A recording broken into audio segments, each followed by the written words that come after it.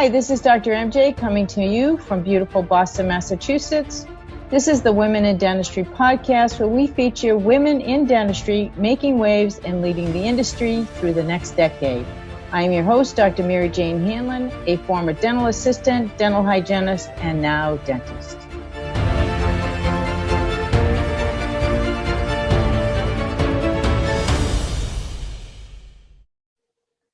I'm very pleased to introduce you today to Miss Wendy Briggs.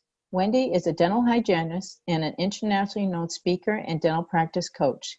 She works with dental practices worldwide, from single provider offices to DSOs with clinics numbering in the thousands. Her seminars are frequently referred to as career-changing and capable of breathing life back into our profession by those who are in attendance. Her fresh approach to presentations is engaging for the entire dental team, and the principles she imparts can be implemented the next day back to drive dramatic results in your office. It is now my pleasure to bring you to my interview with Miss Wendy Briggs.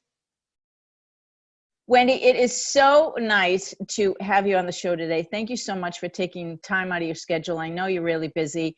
It took a long time to get you scheduled, so I know you're really busy. I cannot wait to hear about your story and how you got into dentistry. I had noticed you on Facebook. I don't know in reference to what at this point. I noticed you early on. It took us a long time to get scheduled, as I said, but I'm really excited to talk to you today and share your story with our community. So at any point, just go ahead and get started. Don't forget to hit the subscribe button to our channel, and also don't forget to hit the bell so you never miss out on a single episode. Thanks so much. Well, thanks so much for having me. It's always a pleasure. And getting to know you as well, other women in dentistry, is always a delight. So my story begins many years ago, probably longer than I cared to admit.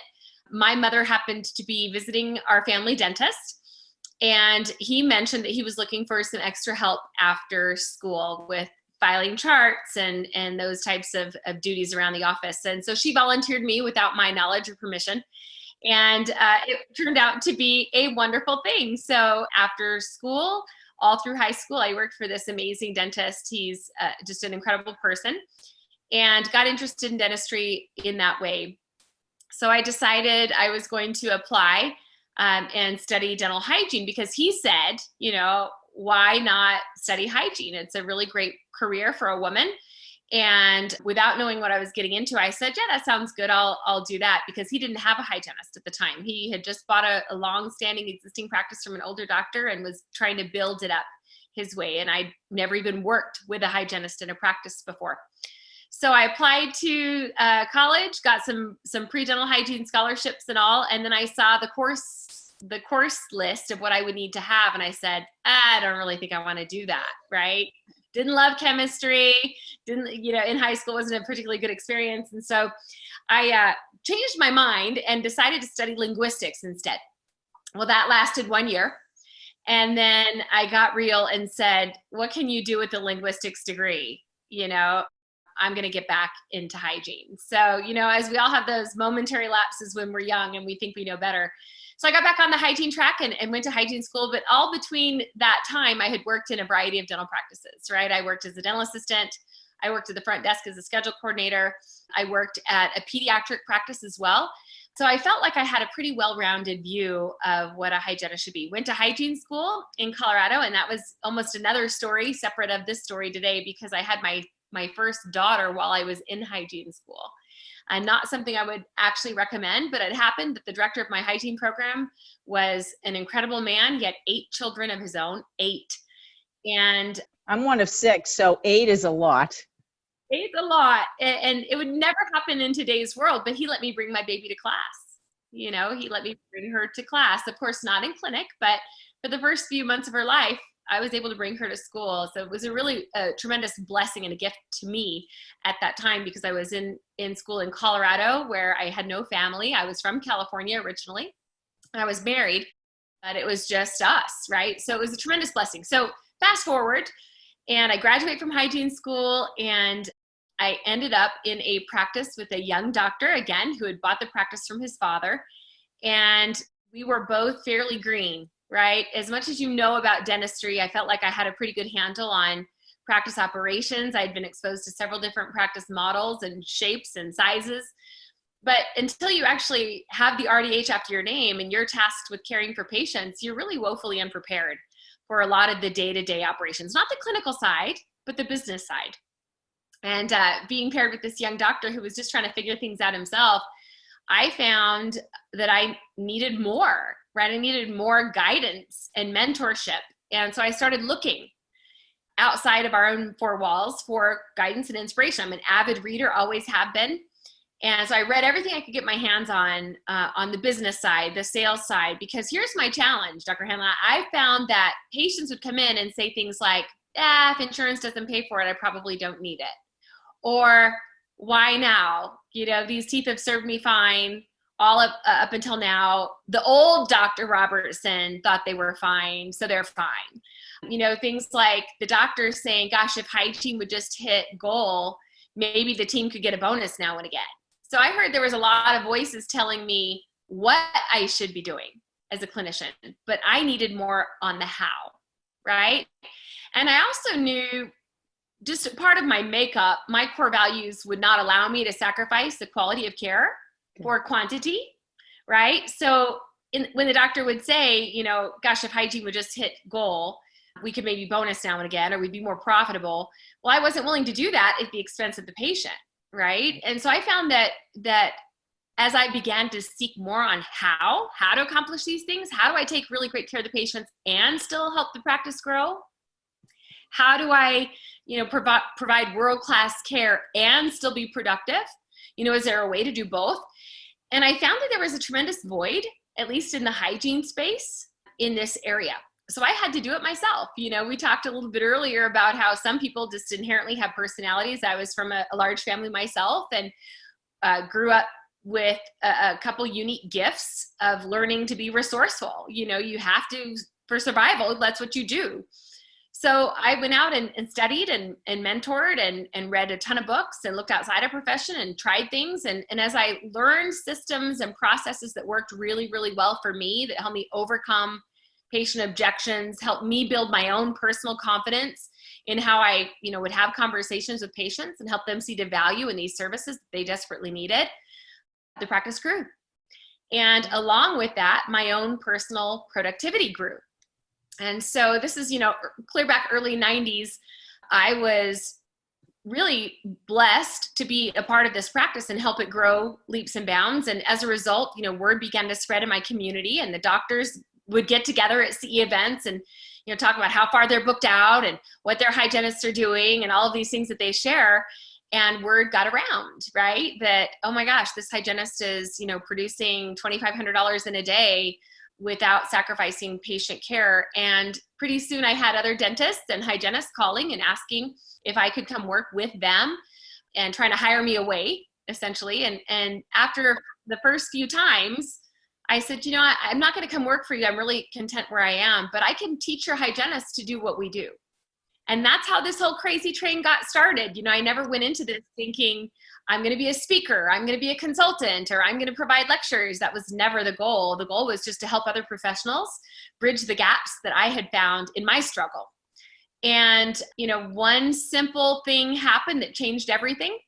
And that was one of the dentists that I was helping went on Dental Town in 2005, 2006, and said, hey, I've been a dentist for 27 years, and in all of my career, never have I met a consultant like this young lady. She came in and doubled my hygiene revenue overnight. And with that one post, all of a sudden I had requests coming in from across the country. So whether I wanted to or not, I had to create a consulting firm that could handle the demands on my time. I had to learn along the way. You know, you always learn and grow as an individual. I learned that, you know, what worked well for me didn't always work well for other people. So I had to adapt the systems and models that I had created that worked really well for me to be replicable and scalable across all personality types, across all practice sizes, PPO, fee-for-service, large, multi-doctor, multi-hygienist, small, large corporate entities. You know, the largest group that we work with has more than 1,000 locations. So, you know, we had to learn how to adapt the systems and the processes that I found worked really well for me with patient care to suit all of those audiences. And it's been a great ride. I've been very fortunate to have worked with the best and the brightest in our profession all across the country. We work with practices in the United States, Canada, Australia, the UK. We have members in more than 100 countries that download our podcast. But we also have worked with incredible providers who teach me, right? I've been able to learn just as much as I contribute to our profession. I'm learning from others who are doing things well and have the same core values and the standards for excellence that I've always tried to embrace in my career. So it's been a great ride. Over the last few years, we have several unique distinctions that we've earned. We are the recommended hygiene consultant for all of Henry Schein Dental. We work with their practices all across the country. I've lectured in just about every major dental meeting. You name it, we've done it. Yankee, Chicago Midwinter, Greater New York, all of those certainly we've lectured for, and a lot of private organizations as well. So it's been a great journey. And I can tell you all along the way, what drives me and inspires me is a quote by Booker T. Washington that I based really everything on that we teach. And that is, excellence is to do common things in an uncommon way. And that's always been our approach, is an uncommon approach to the day-to-day minutia, the same old challenges and frustrations and problems that dental practices have, and dental hygienists especially have. With an uncommon approach, we're able to accomplish true excellence. That's amazing. That's a great story. So let me ask you a couple of questions. Do you have a partnership in this consulting group? Yeah, so it's a great question. So initially I started my own consulting firm myself. It was called Hygiene Diamonds, and it was obviously based on, for those who know, the fable told by Earl Nightingale about the farmer in Africa, right? Who wanted wealth, he wanted luxury, and he sold his farm and wandered the globe for the next 40 years, never having found that, returning home to the very farm he sold, only to discover it held a diamond mine. Yeah. So that was the whole concept behind Hygiene Diamonds. Too often I find dental practices, dentists in particular, are looking for that bright, shiny object when they have what they need all along and it's hidden beneath their very feet. And often it begins in hygiene, right? So that was the whole premise behind Hygiene Diamonds. So after about 10 years of working in that company, it still exists, and we still do coach practices in the hygiene piece alone. In Hygiene Diamonds, I met a really incredibly talented dentist who also had a mastermind group, and his story is powerful in and of itself. But we recognized that my best clients and his best clients were the same people. So we thought, there's something here. And so about 10 years ago, we formed another consulting company, and that is the Team Training Institute. And so Hygiene Diamonds now supplies all the hygiene consulting and all the hygiene components to the Team Training Institute. And the Team Training Institute also addresses other challenges that practices have with our leader, Dr. John Meese. We are partners in that entity as well. And he's just an incredible mind in dentistry, very down to earth. He practiced in Sioux City, Iowa. He had a 21-op practice there that was wildly successful, grew that to 15 locations in his region of South Dakota, Nebraska, and Iowa. Joined that with a larger group that ultimately had 120 locations. He ultimately was serving as president of that group. So he brings with him an incredible wealth of knowledge on the dental side. So with that, we have hygiene coaches and business coaches that help practices. So dentists that want to improve their practice have a couple different paths that they can take. And really, we just meet them where they are. Where do they want to start? Do they want to start on hygiene first? Well, that's typically where we always start, because it may be an overused, somewhat trite expression, but we find that is where the lowest hanging fruit is. It's a foundation for every practice. It is. It's the foundation. It absolutely is. I could not agree more. And that's often where the biggest opportunity lies, right? So we turn those dials, we turn those small hinges and open a big door of success in hygiene first. And then we usually find there's other systems that need attention. Then we're like, well, gosh, what about accepting insurance assignment? What about we're out of capacity on the restorative side? What about the partnership between the doctor and the hygienist and helping patients see the value and moving forward with their restorative needs?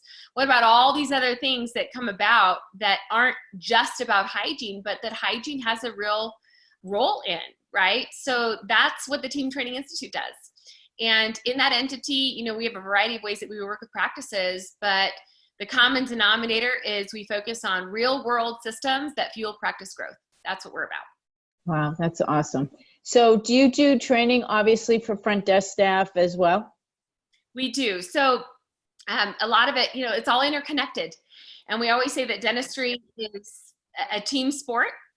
And just like they say in the athletic world, the team is only as strong as the weakest player. So we got to make sure that all those systems are shored up and strong. And, initially when I was just working on the hygiene side, I'd go in and work on the hygiene side and then, well, gosh, you can have the most productive hygienists and dentists on the planet really focused on patient care, really focused on doing the right thing. But if there's no patients in the chair, none of that matters. So, we had to figure out systems that were effective with minimizing no-shows and cancellations, getting patients enrolled in recall that were consistent and they could understand the value and the wisdom in staying connected with the practice in that way.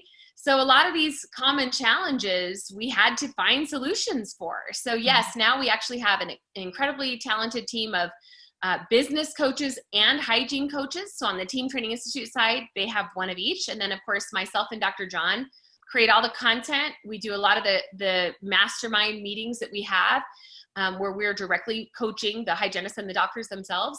But we have an incredibly qualified team of hygiene coaches and business coaches. One other thing that's really unique about what we do is we all live what we teach, so all of our hygiene coaches are hygienists themselves at the top of their game. We don't hire from outside.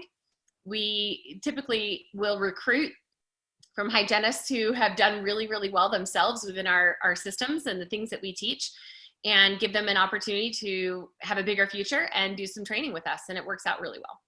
That's phenomenal. That's phenomenal. Well, I have seen some of your materials and I am very impressed with them.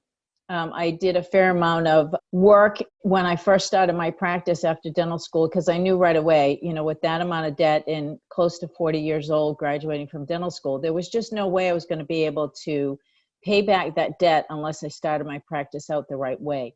So I went with my team and made sure that we were all aligned from the day one, because I knew how smart it's not a matter of being smart for me. It was a matter of, oh my gosh, I have this money to pay off. I have a family, I have a mortgage, all of that was connected at the time. So, for me, it wasn't a matter, it was a matter of life and death. I needed to pay those loans down. And so it was important. So obviously just an outstanding story. Thank you so much. What do you think contributed most to your ability to, like many people don't push themselves to search out that kind of information.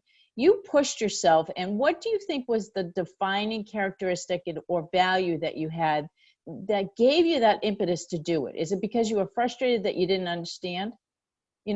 What drove you? I guess that's a better question. What drove you to get to that point and become so good at it?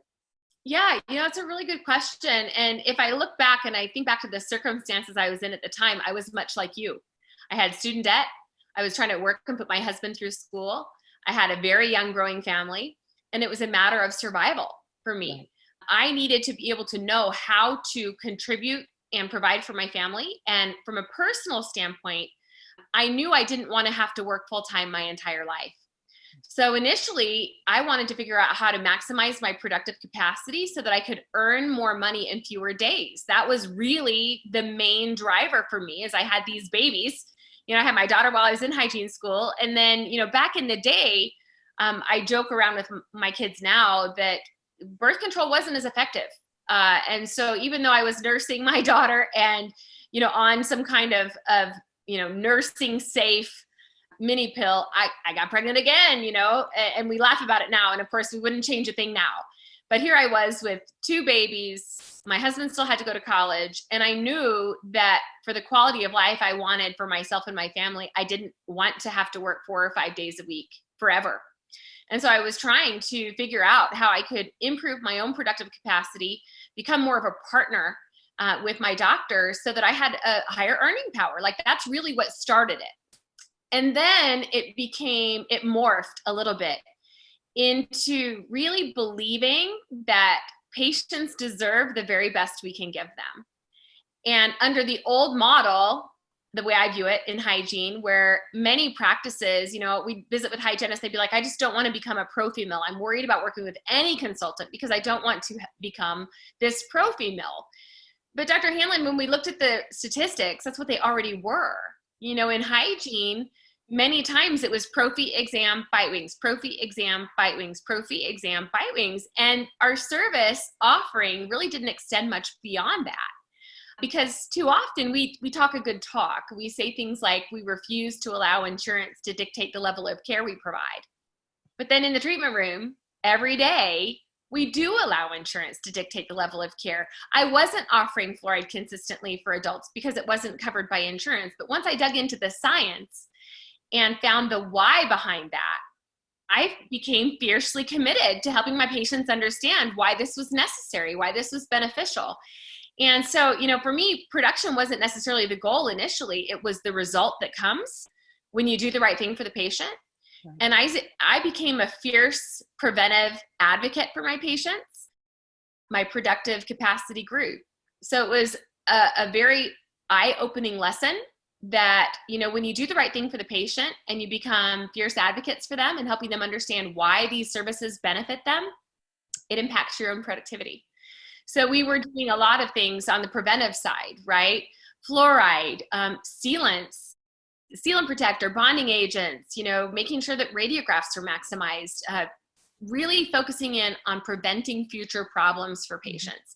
And once they understood that and we incorporated risk assessment and all of these things, we became partners with the patient in their own health.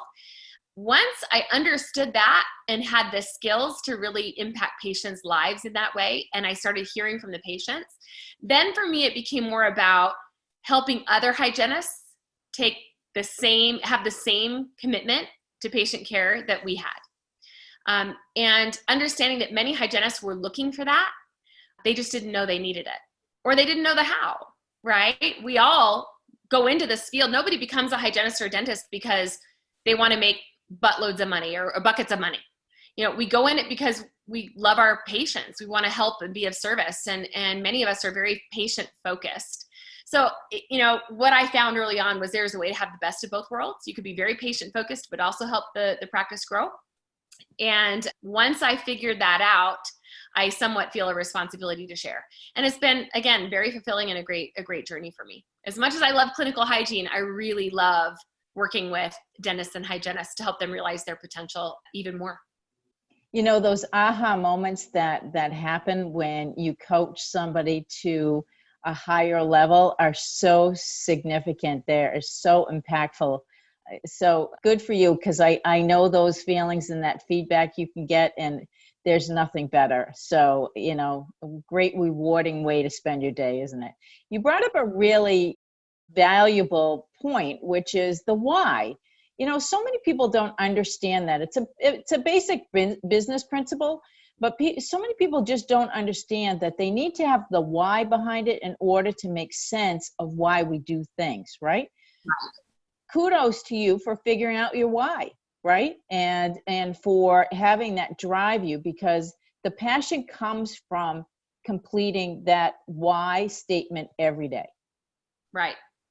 Absolutely. And I would say now too, that's one of the things that we realize that many hygienists are lacking, right? And no fault of their own, but I can't tell you how many times I'll have dentists say, Wendy, we've tried to get the hygienists to do fluoride or sealants, or I try to influence change, and it just doesn't stick, right? The hygienists just, long-term, they just don't stay with it. And it's often because they are missing that why. So that's why with everything we teach, we lead with the science, we lead with the research, we lead with all of the data that our analytic brains need, our logical brains need, and then we have to tie it into the emotion, right? And so that's, I think, why we've had such an impact, is because we recognize we've got to start with why with all the hygienists we coach, right? And we've got to give them a compelling why. We've got to help them see the science, and also, realistically, there's also some other things that we do in regards to compensation structure that helps these things stay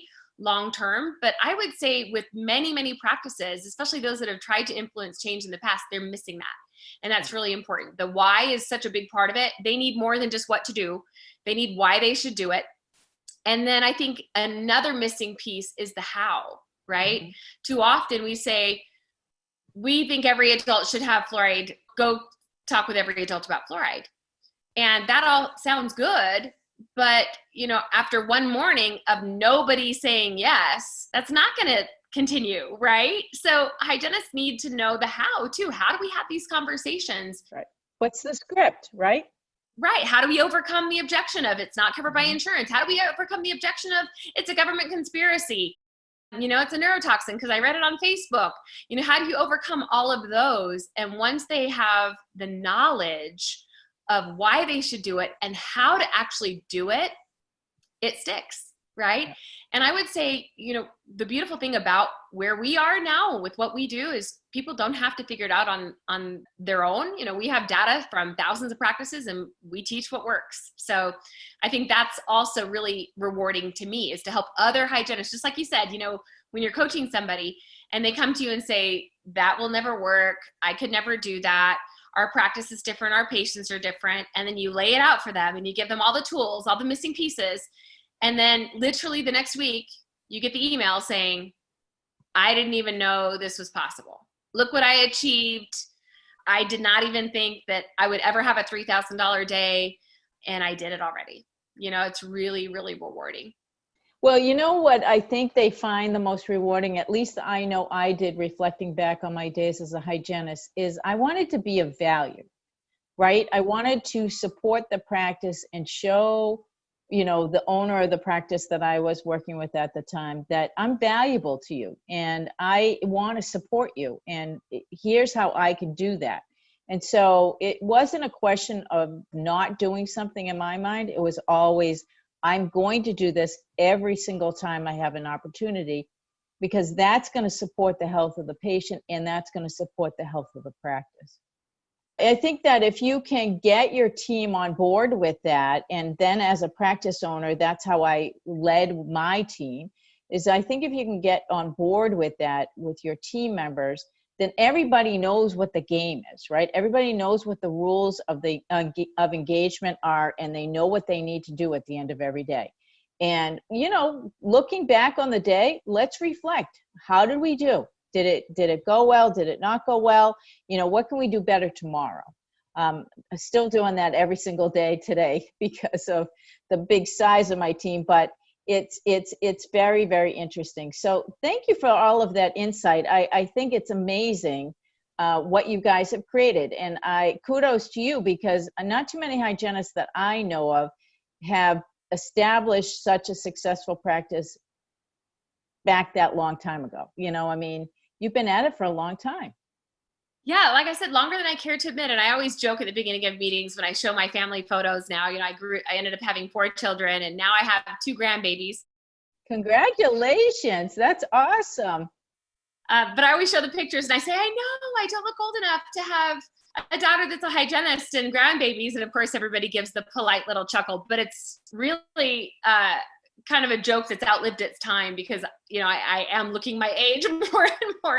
But it's been a great ride, and like I said, I just feel so fortunate to have met so many people along the way that helped me develop what we currently teach today, and it's been a great journey. So I appreciate that, and as well as I, that when you have a large team, you mentioned something, we're always reflecting on how we can continuously improve, because that's another really important value, continuous improvement.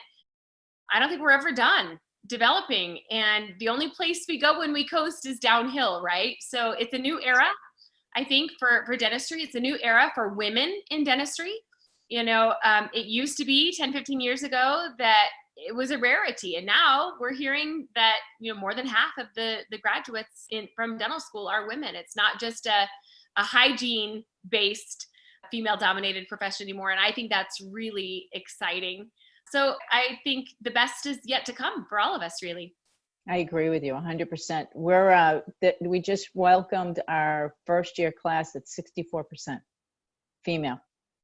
Absolutely love it. It's tipping the scales quite a bit. The challenge that we still are facing is enough females in leadership positions. And I think that will continue to be this way for some time until we can get on the other side and more women go into academia. So we'll see what happens. But I do miss my private practice days every once in a while, but nothing better than the challenge of running a bigger team and seeing if you can make the clock tick every day, you know, and hum, right? So what do you think is the best piece of advice that you've ever given or received, I guess, you know, because in your, you know, profession, you're now a coach, you know, is there something you routinely say to teams, or is there something that impacted your entire life based on something somebody said to you? Oh gosh, there's so many. I would say, you know, there's a couple phrases that we always use that I hear myself saying them over and over and over again. And that is progress, not perfection, right? Especially when you're starting something, we're looking for progress, not perfection. I think we, especially dentists and hygienists, and maybe it's a woman thing, or maybe it's just a humanity thing. You know, I think our expectations sometimes for ourselves are a little unrealistic. You know, we want to just snap our fingers and be where we want to go without recognizing that it is a journey, you know? So we always say progress, not perfection. Another one that is impactful for me is small hinges swing big doors. I can remember in the early days, Dr. Tom Warrant called and said, okay, wait a second. I've worked at this practice for years. You were in there and 90 days later, they're up $70,000 in revenue. How did you do that? You know, what was the thing you did? And I stopped and thought about it for a second. And I said, you know, it wasn't just one thing. It's a whole host of small and simple steps done every day that can make a huge impact. And so for me now, you know, small hinges swing big doors. And so I think sometimes when we're frustrated with how things are going, or when we want to remake our practice or reinvigorate our hygiene department, we think we have to, you know, start over. And that's not true. You know, it's small and simple things. The small and simple steps add up to make a huge impact at the end of the day, at the end of the week, at the end of the month, at the end of the year. And so I think that's a big thing too, is recognizing that, you know, being fiercely committed to the details are what really set apart the outliers from the masses. And, you know, when we come in, one of the first things we say is, listen, guys, today, what we're going to be talking about is not rocket science. These are the foundational services that just about every single practice offers on their menu. But today we're going to be focusing on why we should be more consistent and more deliberate about making sure every patient has the opportunity. So it's the small things, right? It's the small and simple things that can have a huge impact at the end of the day. That's a big one as well. So the small steps is something that I routinely say to my students on a regular basis, in addition to, you know, a couple of other things like put your blinders on, because 4 years of dental school is not easy. You got to put your blinders on and just take away all the outside distractions. But, you know, it's just one day at a time. Take one step. And I think we can relate that to our goals as well, personally. You know, all you have to do is one thing today that will get you closer to tomorrow, whatever that goal is. Because if you don't take that step today, you're going to have to take it at some point. So why not take it today and be one step closer? But if we keep procrastinating, if we keep ignoring the signs that we should be doing something, we live that unfulfilled life that is so frustrating and so unrewarding that eventually it does catch up to us. I don't know if you've seen that with other practices, but I definitely can see it when people resist. What you resist persists, right? So that's a classic one that I use all the time. And you know, if you're resisting changing, okay, well, it's just going to keep coming back to haunt you, because unfortunately what you don't pay attention to will always come back. Right. And we love, I quote Darwin all the time, it's not the strongest of the species that survives. It's the most adaptable to change, right? So we have to adapt, we have to grow. And I would say, you know, when we first start with a practice, we really simplify it. We'll say, okay, here's all the science about fluoride and who would benefit from that. Let's take a look at, you know, what that means to your practice over the course of the next 12 months. And so we break it down and say 80% acceptance. You know, we do the math and we'll say that's a $44,000 bump per full-time hygienist by taking better care of patients. And then we do the same thing with sealants, 4 teeth a day protected. is a revenue impact of roughly $50,000. It's just over 48,000. So we take it and we procedure by procedure, small and simple thing. We add it up, and with 3 or 4 preventive services, it's a quick $125,000 impact, all by doing the right thing for the patient and taking better care of the patients that we serve. And so when we do that, when we add up those small and simple steps, man, it's powerful. And that's why multiple location practices love what we do. That's why multiple doctors, multiple hygienists love what we do, because the numbers change so quickly. It seems impossible. But when they become fiercely committed to doing the right thing, it's amazing the impact it can have and fueling growth. And then, of course, all that does is improve cash flow, which then gives the doctors the resources they need to invest in technology or invest in marketing or expand their facility or whatever it is that they may need. So again, it's small and simple steps. You don't have to start big, just focus on the small and simple things that you can do. And we share some of those principles in one of the books we've written. And we didn't talk about this ahead of time, but I hope it's okay. I can offer that, for free to your listeners. So that's something that we often do if we're a guest on a show. So anybody who wants to have a little bit more information about that, they can get it just wendysfreebook.com. That's all you have to do is go there, and that will give more insights into what we actually do, what those small and simple things are that can really transform the productivity and profitability of the practice. That's amazing. So thank you for that. I have no doubt that people will take you up on that, because there's nothing better than having, one, something for free. My students tell me that all the time. And two, getting information that might be able to impact their lives and create better value for them in their practices. So thank you for that. That's a very generous offer. Who do you think has made the biggest impact in your life? Oh gosh, I would say obviously initially when you're young, it's your parents. I told the beginning of my story was my mother saying, my daughter can do that, and volunteering me for this job in dentistry when I had zero experience or background. And so I think her faith in me was very inspiring. And of course, my father was, at the top of his game in the sales world, and then became an educator, right? So in a way, I feel like my life has taken both of those unique skill sets and we've put them together. So parents are very influential on me as well. And then I might say, family in all, very inspiring. That was my primary why, right? Putting my husband through school and helping raise my own children. That motivated me to look outside of my 4 walls. But then if I had to say someone in our profession, I would say it's got to be Rella Christensen, Dr. Gordon's wife. Amazing woman.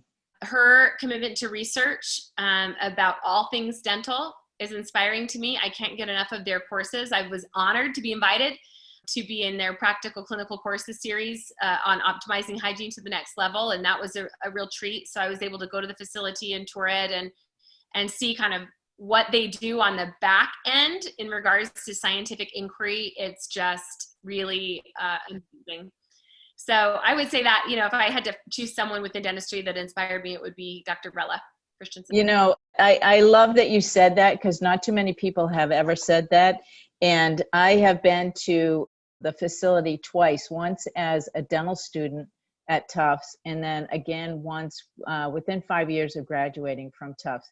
Gordon had a program where he invited one dentist from every dental school and one new dentist from every state to come out to Park City and be a part of the center and get lectures and all that kind of stuff. And I was honored to have done it twice. And it was an amazing experience to this day. In fact, I have brought my students. I just started a study club for my students through COVID. And Gordon's stuff is on the list of recommended courses for them to see if they can partake in. And he's offered a great reduced fee for them, which I'm very grateful. So generous, right? At the very beginning of COVID, we invited him to join us for basically a PPE rundown of how we can open up safely. This is when everybody was still shut down, and he was generous with his time. And we did about an hour-long interview with him about all of the latest research he had done about what PPE ranked highest as far as disinfection, sterilization, masks, all of it. And it was just an incredible wealth of knowledge, so I was delighted to have had that opportunity. He's just such a generous person with his time, and of course, Dr. Rella as well. So they're very inspiring, even now, I totally agree. Absolutely. So tell me a little bit, do you think that your parents contributed to your confidence level from the get-go? You seem to have that type of constitution where you have been a confident woman all your life. Now, am I intuiting this, or is that not true? Is it's been along the way that you've developed it, but my sense is that you've been a strong woman since the day you were born. Well, that's very kind of you. As I look back, I think I was given plenty of opportunities to develop, gifts or talents. I was put in front of people to speak or sing even at a very young age, which I don't know if most people do that. So I've never, ever had any type of fear getting in front of people. I remember one time another fairly new speaker, or somebody who was an aspiring speaker, was going to introduce me, and the room was about 800 people. And they said, oh my gosh, I can't even, she couldn't even hold the microphone. She was shaking so bad. She's like, I can't believe you're going to go talk to all of these people for 8 hours. Are you nervous at all? And I said, no, it's just, you just do it, right? You have your content, you're comfortable and familiar with your material. And so I guess maybe that did come from a young age, but I think you gain confidence, right? As you go, as you develop new systems or processes, and you lecture with people, you know the material you're teaching is going to be helpful. That breeds confidence. So I think, we all, maybe we have a little bit ingrained in us and through opportunities when we're young, but now I kind of look at my coaches and I see what they do, and I know they're incredibly confident. And I think a lot of that comes from the fact that they know this works. These processes and systems are backed by science. They totally work. They will help you. And we're here to make that happen. So I look at that. We've got a team of confident women that work with us. And I think, if I had to put my finger on what breeds confidence, it's, I guess, clarity and knowledge that what you're going to say or what you are teaching is effective. I'm so glad that you brought that up, because that is one observation that I met through all of COVID-19. And during the crisis and the shutdown, when we shut down the school March 13th, I think we spent the rest of the entire next month going through all of the research, going through all of the documents that were being written, all of the things that were being posted on ADIA, all the feedback, everything. And what I noticed was the more I knew, the more I was sure, I was confident that we were going to be fine, and that, I wasn't going to get sick. My people, as long as I got them the right stuff, were not going to get sick. At some point we could, we did provide emergency services the entire time. So none of us were fearful of that. But I did notice that the most fearful people were the least knowledgeable. Right. And that fear comes from not knowing. And once you do know, then the fear goes away. So you're absolutely spot on. I think that that curriculum that you are teaching, so well, there is nothing to be afraid of, right? It's part of who you are and what you do every single day. So there's nothing to be afraid of. When people don't know something, they're afraid. Right. I would also say that our approach breeds confidence too, because we know we design this material different than the masses. We know it's an 8-hour program, but we know it's fun. We have videos in there, we have certain things that make it fun, so that at the end of the day, people are like, oh my gosh, that was great, rather than, oh, I'm so glad it's over. Right. And from the very beginning, we've tried to differentiate ourselves that way, because I think it's necessary. So I think that's part of it too, is we are fiercely committed. We always say, if it's not fun, you're not doing it right. And so there's an element of fun in everything that we bring to our profession as well, because maybe we're kids at heart, I don't know, but I think it makes it more enjoyable, and people remember, they retain better when they're enjoying themselves. So I think that helps as well. Totally agree. Who inspires you in dentistry to do what you do? Oh gosh, as I look back at speakers, I really, really love Catherine Eitel Belt is a phenomenal speaker. And what's really interesting is I remember having a conversation with Lois Banta and Deborah Engelhart Nash a while ago, and they said, how come we've never met you at our Speakers and Consulting Network meetings or any of those organizations? And I said, because when I was, figuring this out, I didn't even know those things existed. Again, I mentioned earlier, my intention was never to become a speaker. It just naturally happened, right? And so I didn't have my finger on the pulse of any of those organizations that help people become speakers because I was too busy becoming a speaker in that realm. But since then, I love some of the relationships and friendships that I've made over the years. Linda Miles, Catherine Eitel, Deborah Engelhart Nash, a lot of the ladies at ADOM are just fantastic. Sandy Pardue, I think people who are like-minded, they tend to be attracted to one another. And so I noticed, especially Catherine Eitel, we share a lot of the same values and desires to really help people. And I appreciate, I've learned, more about speaking from her. Interestingly enough, the first time I ever sat through a speaking program or a speaking course was after I'd already been speaking for about 18 years. I just didn't, I just learned and developed and adapted, as we mentioned earlier, based on what people wanted. So it's been really fun to now explore the other side of it and really dive into, a couple of years ago, I looked at the change management process and the steps that they teach to really affect lasting change. And I thought, oh my goodness, over the years, we adapted to what worked and what didn't. We got rid of what didn't and we kept what worked. And, our initial Hygiene Explosion Day that we do at dental hygienists all across the country follows that change management cycle to a T. So it's kind of funny because you do learn what works. And so, like I said, it's been really fun for me to learn from, accomplished speakers now. And I didn't feel like in the early days, I didn't have a whole lot of exposure to that. So it's been really rewarding now. Excellent. Now, did you do Jumpstart? No, I didn't do, that's Vanessa, right? Vanessa Emerson. Yeah, no, I mean, I've been lecturing now for more than 20 years. So I feel like that all came about well after we were already fairly established. Excellent. Excellent. So what would be one thing that people would be surprised to learn about you? Oh gosh, probably in a little known secret, when you play those party games where what have you done that no one else has done? When I was really young, I grew up in California, outside of Hollywood a little bit in Simi Valley. And so when I was young, I paid for my first year of college by doing a Domino's pizza commercial.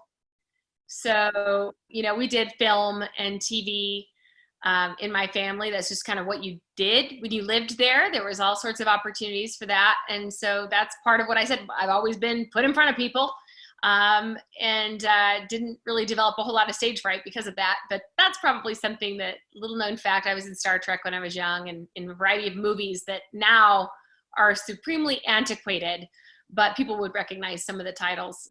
So fun stuff. Very cool. Very cool. I have one friend who was in a movie in Mystic River. Oh, huh? Yeah, Mystic River, who was in that movie when it was filmed in Boston. And, it's his biggest claim to fame. He tells everybody he meets that, yeah, did you know I was in a movie? Yeah, my younger brother actually got a lot more screen time than I did. By then my mom was more established with the agency and all of that, but he had a pretty good cameo in Apollo 13, movies like that. So fun stuff. Excellent. Excellent.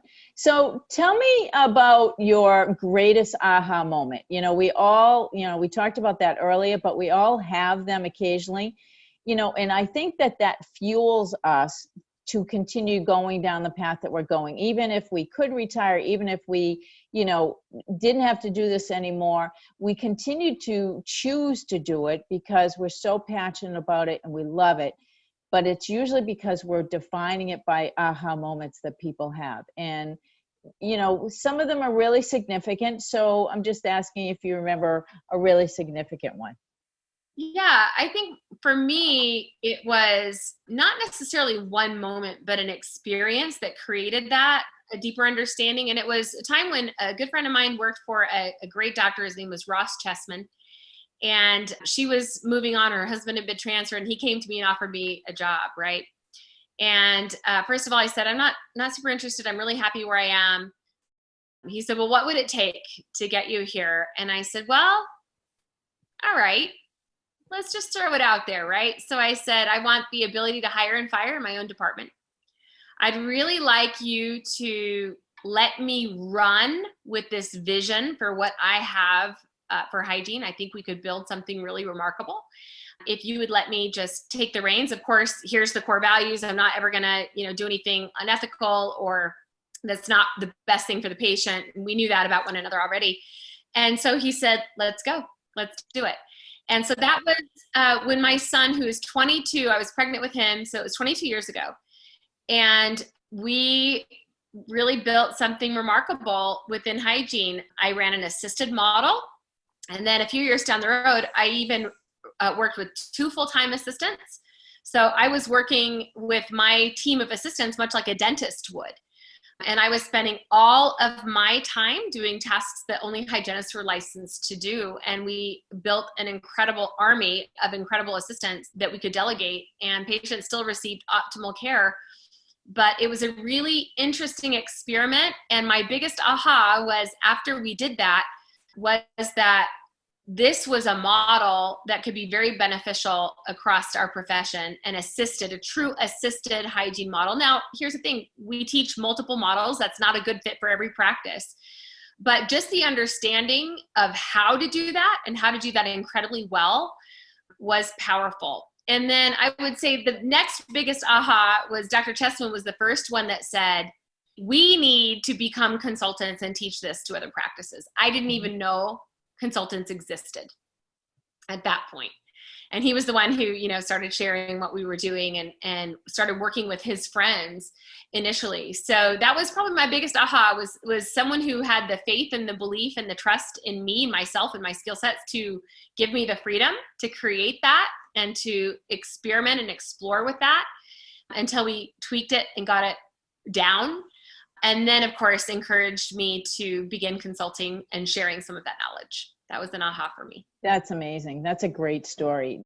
It's interesting because, women, I have heard stories on both sides, right? Women being extremely supported by men in their career paths and being encouraged by men to go into dentistry 25, 30 years ago when it wasn't an option for most women. When I was in high school, my guidance counselor, when I told him I wanted to be a dentist, said, no, dear, you want to be the hygienist. I looked at him and I said, I know the difference between a hygienist and a dentist. I want to be the dentist. And he said, well, you're just not smart enough. And I'm like, alrighty then, game on. Game on is right.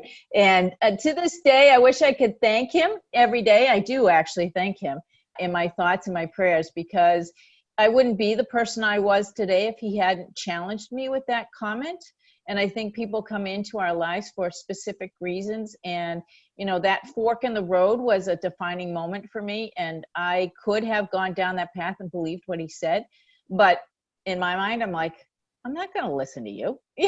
I know what I want, and I'm just going to go do it. You don't have to follow me. You don't have to believe me. I'm just going to go do it. So, for me, I think that is part of either your makeup or it isn't, right? And so, it either provides you great moments of success or it doesn't. So, we're so complicated, all of us, and what makes each one of us in the same family be that much different, right? Where other members of my family never did anything, whatever. They chose not to go to college, and they're all successful in their own right. But what spurred me on? I have no idea to this day, Interesting. I think we all have stories like that. I remember when I told one of my professors in hygiene school that I was pregnant.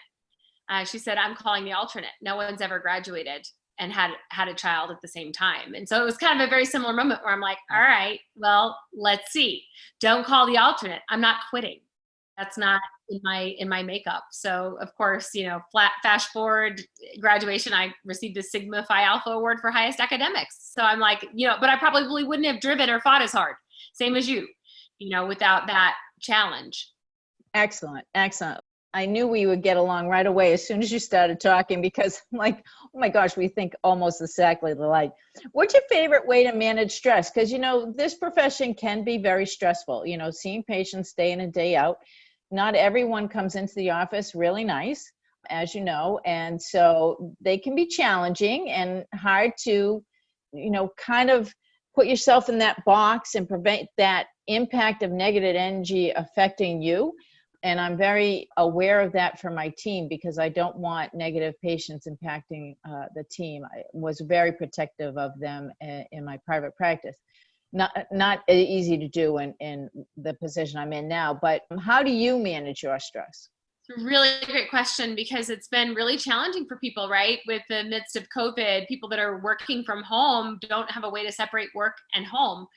And so it's been unique as we've had to adapt unique challenges. For me, I think for sure, making sure I always plan a vacation. For me, a big stress reliever is always having another thing planned to look forward to. We do vacation. We did take a vacation this summer. It was different than planned, right? But having my toes in the sand on the beach somewhere, that's therapeutic for me. Making sure, for me, escaping with family is also important. I mentioned I have grandbabies, so I just make sure I schedule time to play. Every Monday, my daughter does clinical hygiene, and it's my day to have the babies. And so I try to be fiercely committed to scheduling anything out. Of course, some things trickle in here and there. And there are some days where I have to travel. But for the most part, I try to be fiercely committed to that play date because, we all have regrets. I feel very fortunate with raising my own kids, but when you're in the thick of it, you don't often have time to play.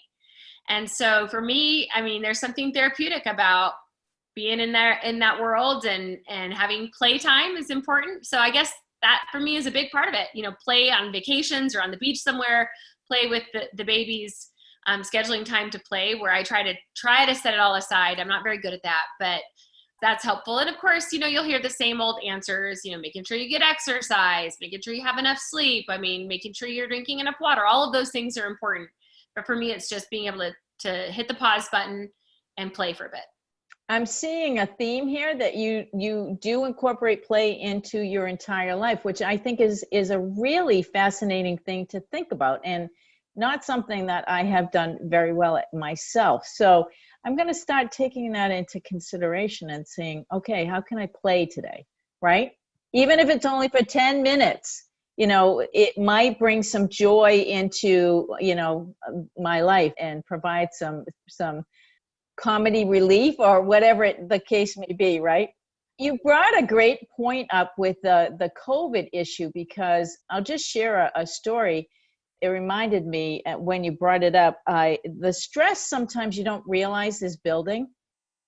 And my team came back for the first time on Monday, where the students were back. We have 15 floors, 8 clinical floors, and on the floor that I run the clinics from is the UG student, one of the UG student floors. And my team had been gone. They've been working on floor above, floor below, but not on my floor. And when I walked in on Monday morning and saw the patients back in the chair and my team back, I just couldn't hold it back. I started to cry. You get emotional. Yeah, the emotional side of it. And I was totally taken aback.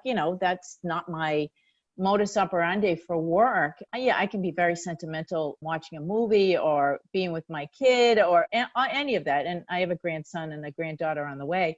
So yeah, with them, I'm very different. But at work, I've, got a crusty outside and a very soft inside, but I don't show that soft side very often. And my team is like, oh my gosh, Dr. Hanlon. I said, I'm just so happy you're back. I said, it's been so hard without your people, your peeps, the people that fuel you and give you the reason for being there every day.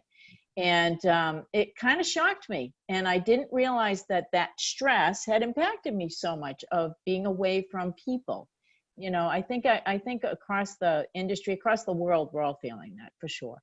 I think so too. And I think, there's always the silver lining in that dark cloud. And I think for me, it's been understanding how much we appreciate the little things and gaining a newfound gratitude for things that we probably did take for granted, just day-to-day relationships and being able to give somebody a hug and going out to dinner, going to see a movie, all those things are things that now I think we will treasure. We'll be more grateful for all of those little things. I agree. I agree with you wholeheartedly. Do you have a motto or a mantra that you live by every day?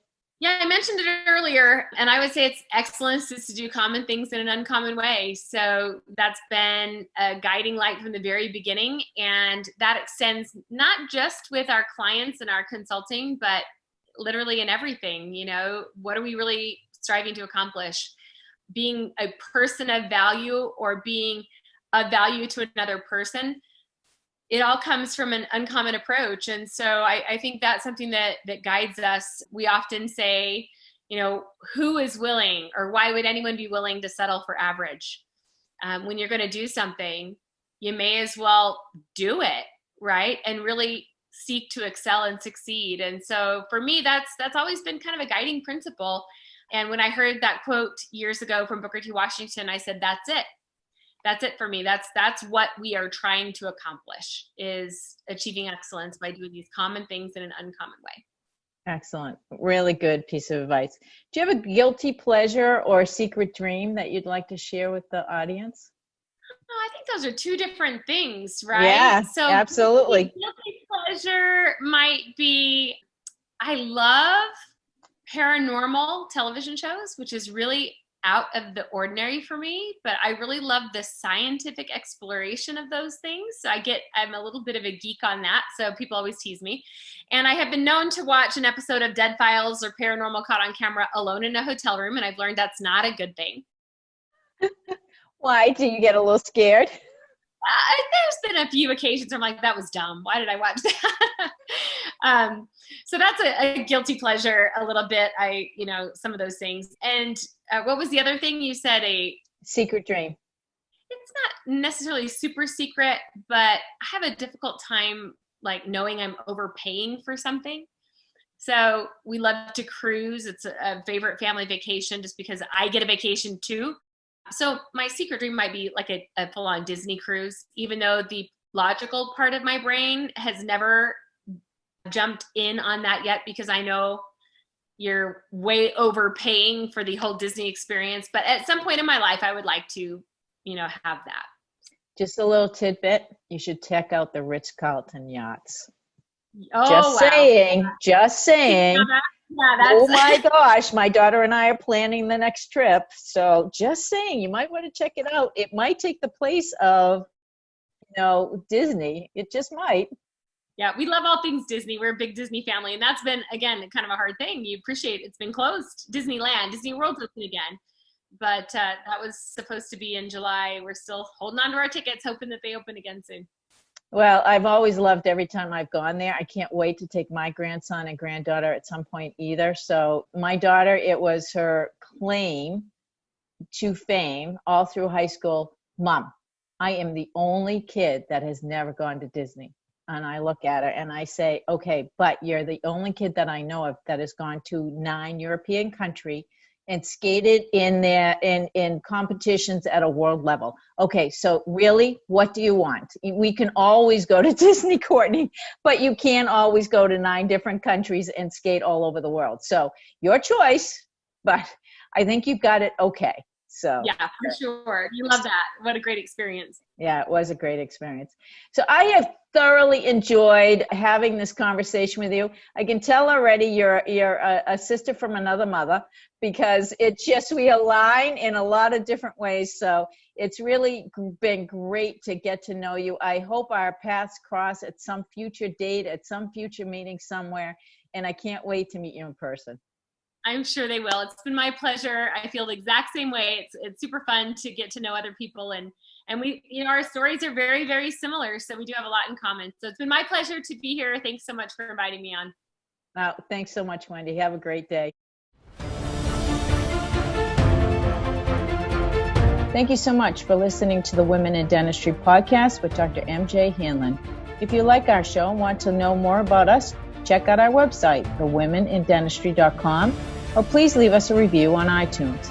Join us for our next episode as we bring you another amazing woman leading the way for the next generation.